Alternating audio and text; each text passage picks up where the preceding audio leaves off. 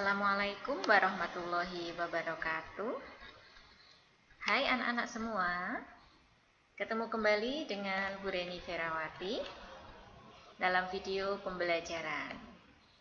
Bagaimana kabar kalian pada kesempatan kali ini? Sehat ya?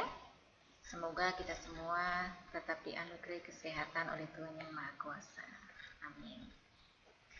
Baik anak-anak, selalu ingat 3M yang sering kali Bapak Ibu sudah sampaikan ke kalian untuk memutus mata rantai penyebaran COVID-19. Yang pertama adalah memakai masker. Kedua, menjaga jarak. Dan yang ketiga, mencuci tangan menggunakan sabun dan air mengalir. Baik, bagaimana, sudah siap mengikuti video pembelajaran bersama Bu Reni? Kita mulai saja ya. Pagi hari ini kita akan belajar materi kelas 4. Tema 1, indahnya kebersamaan. Kalian bisa membuka buku tematik kalian seperti ini ya. Kita akan melanjutkan materi kemarin, yaitu subtema 3, bersyukur atas keberagaman. Nah, silahkan dibuka halaman 129. Seperti ini ya. Kita lanjut.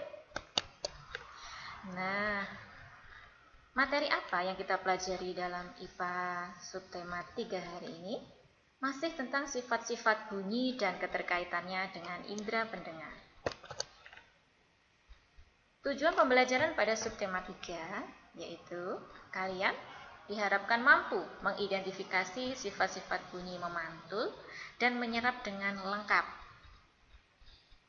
Dan dalam tujuan berikutnya, kalian diharapkan mampu menyajikan laporan sifat-sifat bunyi memantul dan menyerap secara sistematis. Kita lanjut ya. Ingatkah kamu bahwa bunyi memerlukan penghantar untuk bisa didengar? Nah, media penghantar untuk perambatan bunyi adalah udara atau benda gas, zat cair, dan benda padat. Selain itu, bunyi juga dapat dipantulkan dan diserap loh. Nah, kita bahas satu-satu. Yang pertama adalah perambatan bunyi. Bunyi dapat merambat dari sumber bunyi di tempat lain melalui media. Sedangkan di luar angkasa tidak ada udara atau disebut sebagai hampa udara. Tentunya pada ruang hampa udara bunyi tidak dapat terdengar. Nah, kita lanjutkan. Bunyi akan dipantulkan bila mengenai benda yang permukaannya keras.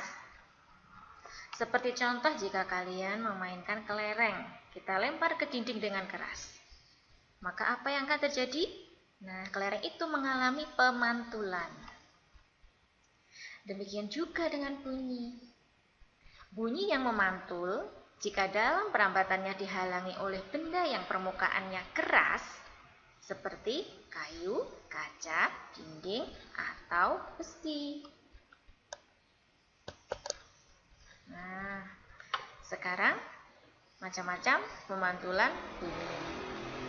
Yang nomor 1 itu ada gaung atau istilah yang lainnya kerdam. Kemudian yang kedua ada gema. Kita bahas satu-satu ya, biar lebih jelas. Yang ke-1, macam-macam pemantulan bunyi yaitu gaung atau kerdam. Nah, apa sih gaung atau kerdam? Kalian pasti sudah membaca atau sudah mengalaminya di kehidupan sehari-hari. Gaung atau kerdam adalah bunyi pantul yang datang sebelum bunyi asli selesai diucapkan, sehingga mengakibatkan bunyi asli tidak terdengar jelas karena terganggu bunyi pantul itu sendiri. Gaung atau kerdam biasanya terjadi karena dipantulkan oleh dinding yang jaraknya tidak jauh dari sumber bunyi. Nah, sebagai contoh biasanya ketika kita berada di kamar mandi atau ruangan lain yang tidak begitu luas. Sudah jelas ya tentang gaung atau kerdam? Sekarang kita masuk ke pemantulan bunyi yang kedua, gema. Gema adalah bunyi pantul yang terjadi karena bunyi dipantulkan oleh dinding yang jaraknya jauh dari sumber bunyi, sehingga mengakibatkan bunyi asli terdengar jelas karena bunyi pantul datang setelah bunyi asli selesai diucapkan. Nah, ini biasanya kita sering mengalami ini ketika kita sedang berteriak atau mengeluarkan sumber bunyi di gua-gua atau di lembah dan bukit, karena jarak pantulannya, benda-benda kerasnya sangat jauh. Bunyi pantul juga memperkuat atau memperkeras bunyi asli. Selain itu juga dapat dipergunakan loh untuk mengukur kedalaman suatu tempat. Biasanya digunakan untuk mengukur kedalaman laut. Nah, kalau tadi pemantulan bunyi, sekarang kita masuk materi berikutnya, penyerapan bunyi. Bunyi juga dapat diserap. Benda-benda yang dapat menyerap bunyi adalah benda yang permukaannya lunak. Benda yang demikian disebut dengan peredam bunyi. Nah, misalnya yang permukaannya lunak itu ada karpet, kemudian goni, kertas, kain, busa, wol, dan masih banyak lagi. Karpet, goni, kertas, kain, busa, dan wol ini sangat dianjurkan untuk mencegah terjadinya gaung atau kerdam. Nah, kalian contohnya bisa menjumpai di gedung-gedung pertemuan atau mungkin di studio rekaman musik, gedung bioskop, dan masih banyak lagi. Dari keseluruhan materi yang sudah Bu Rani bahas kesempatan hari ini, kita bisa menarik kesimpulan loh. Yang pertama, pemantulan bunyi tadi dibagi menjadi dua. Ini dia. Yang ke-1 yaitu gaung atau kerdam, dan yang kedua adalah gema. Kita ulang sebentar ya.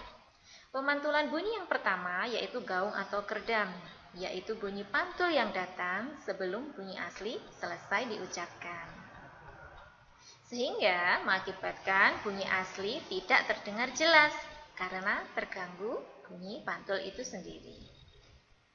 Pemantulan bunyi yang kedua, nah bisa kalian lihat, yaitu gema.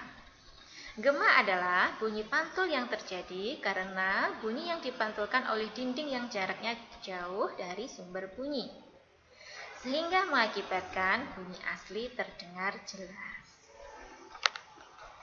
Dan kesimpulan materi yang terakhir yaitu penyerapan bunyi.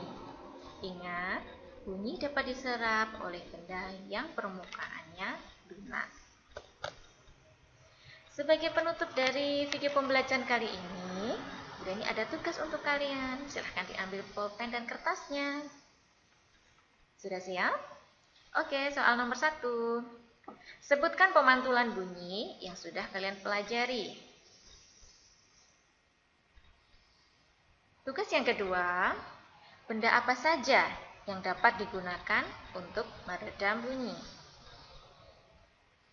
Nah, tugas ini bisa kalian kirimkan, atau jika kalian merasa kesulitan, bisa kalian konsultasikan dengan Bapak Ibu Guru di sekolah kalian masing-masing.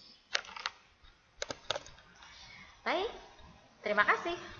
Thank you atas video pembelajaran kalian sudah menyimaknya. Jika ada pertanyaan, silahkan menghubungi guru kalian.